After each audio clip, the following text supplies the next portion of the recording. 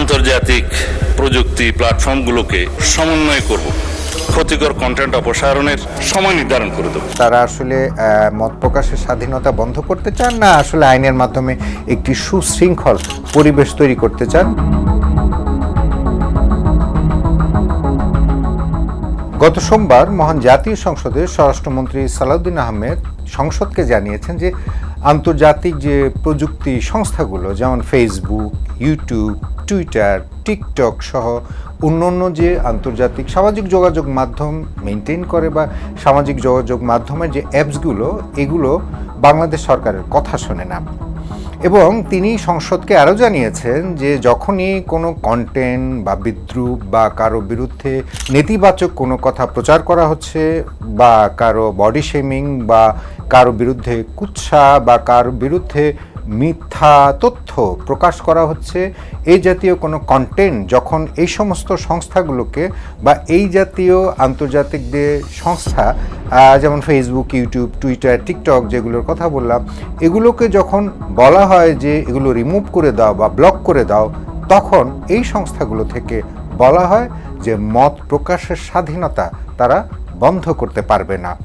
এ কারণে এই মহান জাতীয় সংসদে স্বরাষ্ট্রমন্ত্রী সালাউদ্দিন আহমেদ জানিয়েছেন যে এই যে অধিবেশন চলছে, এই অধিবেশনে তিনি একটি আইন করতে চান। তিনি একটি আইনের ভেতরে কিছু তথ্য যুক্ত করতে চান যাতে এই যে আন্তর্জাতিক যে প্রযুক্তি সংস্থাগুলো, এই সংস্থাগুলোকে যাতে অ্যাকাউন্টেবল বা জবাবদিহিতার আওতায় আনা যায়।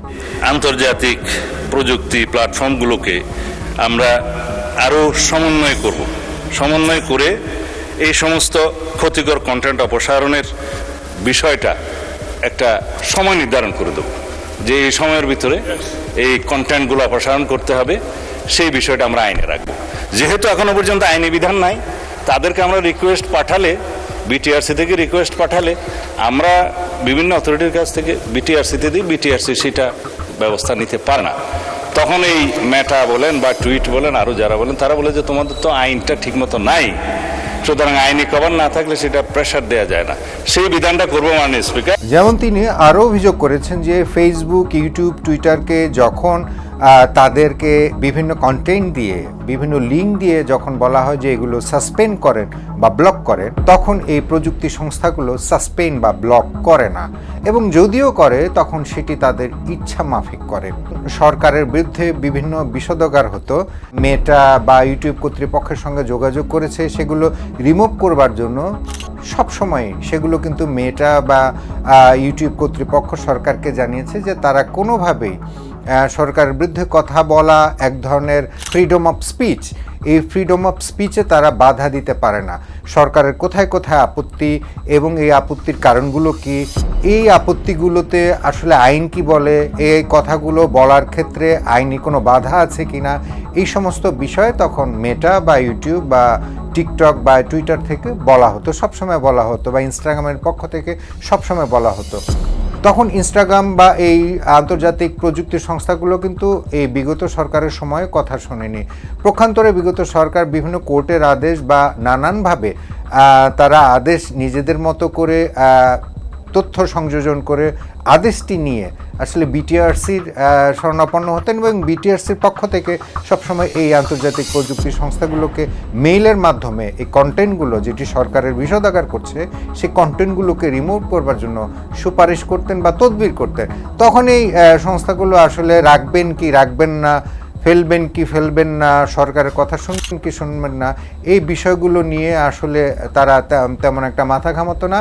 কখনো কখনো তাদের মনে হলো হয়তো এক আধটাকে তারা ব্লক করতো, এবং তারা সাজেশন দিত যে যারা ইউজার বা যারা ভিউয়ার, সেই ইউজার বা ভিউয়ার যারা যদি রিপোর্ট করে, যদি কমপ্লেন করে, সেই বিষয়গুলোকে গুরুত্বের সাথে দেখে এবং সেই অনুযায়ী তারা রিপোর্টকে গুরুত্বের সাথে বিবেচনা করে ওই সংশ্লিষ্ট পেজ যাদের বিরুদ্ধে ব্লগিং করছে বা যাদের বিরুদ্ধে কথা বলছে, তারা সেটি আসলে বিচার বিবেচনা করে ব্লক করবে, কয়দিনের জন্য সাসপেন্ড করবে, 1 মাস না 2 মাস, সেটি আসলে আন্তর্জাতিক প্রযুক্তি সংস্থাগুলোর উপর নির্ভর করত।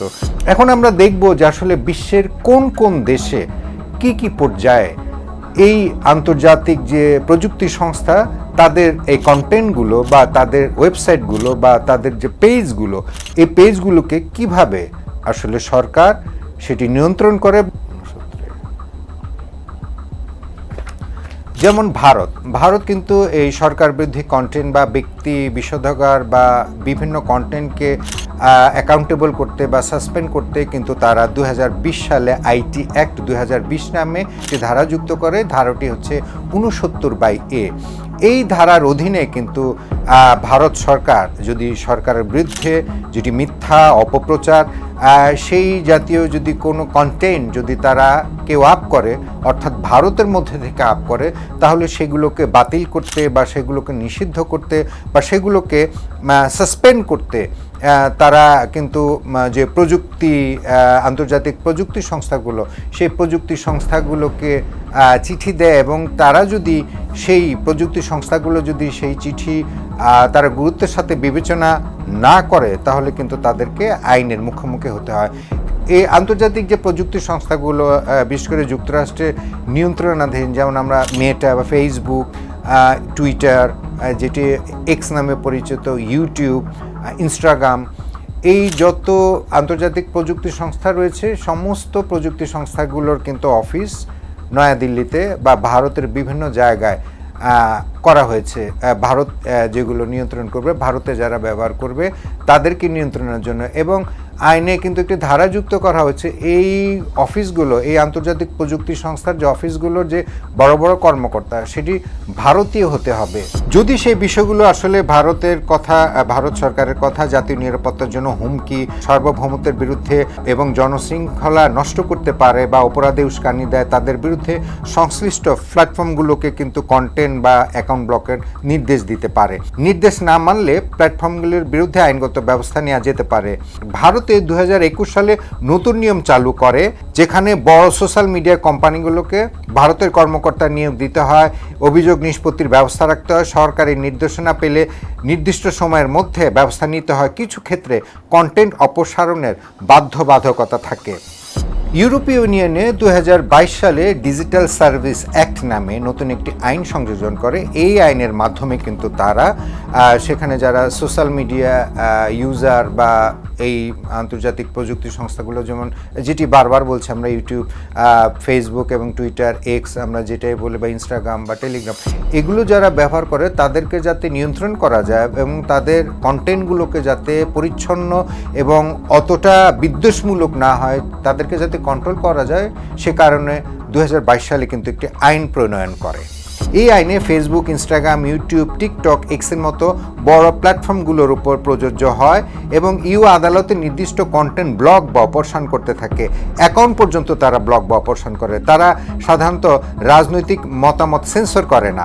কোনগুলো সেন্সর করে? যে অবৈধ কন্টেন্ট সরানো জাতীয় আদালত কর্তৃপক্ষের প্ল্যাটফর্মগুলোকে নির্দেশ দিতে পারে, প্ল্যাটফর্মকে কন্টেন্ট অপসারণ বা সীমিত করার কারণ জানাতে হয়, ব্যবহারকারীদের আপিলের সুযোগ দিতে হয়, বড় প্ল্যাটফর্মগুলোকে ঝুঁকি মূল্যায়ন বা রিস্ক অ্যাসেসমেন্ট করতে হয় এবং সন্ত্রাসবাদী কন্টেন্ট অপসারণ আইন সেগুলো কিন্তু তারা করে। এখন আসি যুক্তরাষ্ট্রে, যে দেশে আসলে আন্তর্জাতিক প্রযুক্তির সংস্থাগুলো বেশিরভাগই তৈরি বা সেখান থেকে নিয়ন্ত্রিত হয়। যুক্তরাষ্ট্রে কিন্তু আন্তর্জাতিক প্রযুক্তি সংস্থাগুলোকে সরকার বিরোধী, রাষ্ট্রবিরোধী বা শিশু নির্যাতন বা অন্যান্য ক্ষেত্রে যে সমস্ত বিষয়গুলোতে ইউরোপ এবং এশিয়া বা অন্যান্য দেশ ভোগে, যুক্তরাষ্ট্র সরকার কিন্তু সরাসরি এই আন্তর্জাতিক প্রযুক্তি সংস্থাগুলোর বিরুদ্ধে কোনো পদক্ষেপ নেয় না। তারা একটি কৌশল অবলম্বন করে। প্রত্যেকটি কন্টেন্ট আলাদা আলাদাভাবে তারা সেই লিগেল ফাইন্ডিংস কী আছে, সেগুলো আইনগত যুক্তি কী আছে, যেগুলো আসলে সাধারণ মানুষের উপর ব্যাড ইম্প্যাক্ট করে, সেই অনুযায়ী সেই আইনগুলো বের করে তারা কিন্তু আদালতে দ্বারস্থ হয় এবং আদালতের নির্দেশে, যুক্তরাষ্ট্র সরকার সরাসরি কিছু করে না, আদালতের নির্দেশেই তারা নয় ফাইন করে, নাহলে সেই কন্টেন্টগুলো মুছতে বাধ্য করে এবং আদালত যদি নির্দেশ দেয়, যুক্তরাষ্ট্র সরকারের পক্ষ অবস্থান নিয়ে এই প্রযুক্তি সংস্থাগুলোর বিরুদ্ধে নির্দেশ দেয় কোনো নির্দিষ্ট কন্টেন্টের বিরুদ্ধে, তখন কিন্তু এই সংস্থাগুলো আসলে সরিয়ে ফেলতে অনেকটা বাধ্য হয়। অর্থাৎ যুক্তরাষ্ট্র সরকার সরাসরি কিছু করে না, আদালতের মাধ্যমে সমস্ত কিছু করে। অস্ট্রেলিয়াতে কিন্তু সোশ্যাল সেফটি অ্যাক্ট 2021 নামে একটি শক্তিশালী আইন আছে এবং একজন কমিশনার সেটির দায়িত্বে আছেন। এবং অস্ট্রেলিয়াতে এই জাতীয় সাইবার বুলিং, কারো বিরুদ্ধে কুৎসা প্রচারণা বা মিথ্যা তথ্য বা মিথ্যা ভিডিও দিয়ে যদি কোনো প্রচারণা করা হয়, তাহলে কিন্তু সেই পাওয়ার অ্যাক্টের মাধ্যমে সেই কমিশনার, সেই সংশ্লিষ্ট, আমরা মেটা বলি, ফেসবুক, ইউটিউব, আমরা যেটাই বলি, তাদেরকে নির্দেশ দেয় যে সঙ্গে সঙ্গে যেন সেগুলো মুছে ফেলা হয় এবং সেগুলো মুছতে কিন্তু তারা বাধ্য হয়। কানাডাতেও কিন্তু একই অবস্থা। কানাডায় কিন্তু অনলাইন হার্মস অ্যাক্ট এই জাতীয় একটি আইন রয়েছে। ডিজিটাল সেফটি কমিশন, সেই কমিশন গঠন করা হয়। কানাডার সরকারের এই কমিশন সামাজিক মাধ্যম কোম্পানিগুলোর উপর নজরদারি রাখবে। কোনো ব্যবহারকারী ক্ষতিকর বা বেআইনি কন্টেন্ট রিপোর্ট বা ফ্ল্যাগ করলে কোম্পানিকে 24 ঘন্টার মধ্যে যাচাই করে ব্লক করতে হবে। শিশুদের সুরক্ষা, বুলিং, সন্ত্রাসবাদ, ঘৃণামূলক কন্টেন্ট মনিটরিং করতে এবং সরাতে নির্দেশ দেয় কমিশন। স্ব প্ল্যাটফর্ম তখন সরিয়ে নেয় কন্টেন্ট, আর সরিয়ে না নিলে ব্যান সহ নানান ধরনের জরিমানার মুখে হতে হয় সে প্রযুক্তির প্রতিষ্ঠানগুলোর। আর সুতরাং আসলে স্বরাষ্ট্র মন্ত্রণালয় থেকে যে উদ্যোগ নেওয়া হচ্ছে সেটি বাংলাদেশে এই প্রথম নয়, সারা বিশ্বের বিভিন্ন দেশে তারা এইগুলোকে অ্যাকাউন্টেবল করবার জন্য, নিয়ন্ত্রণে আনবার জন্য এবং সেটা যাতে কারো বিরুদ্ধে একেবারেই মিথ্যা তথ্য দিয়ে প্রচারণা না হয় সেগুলো করবার জন্য বিশ্বের বিভিন্ন দেশে আইন আছে। এখন আসলে দেখবার বিষয় আসলে সরকার বিষয়টিকে কিভাবে গুরুত্বের সাথে দেখছেন। তারা আসলে মত প্রকাশের স্বাধীনতা বন্ধ করতে চান, না আসলে আইনের মাধ্যমে একটি সুশৃঙ্খল পরিবেশ তৈরি করতে চান, সেটি আসলে আমাদের দেখবার বিষয়।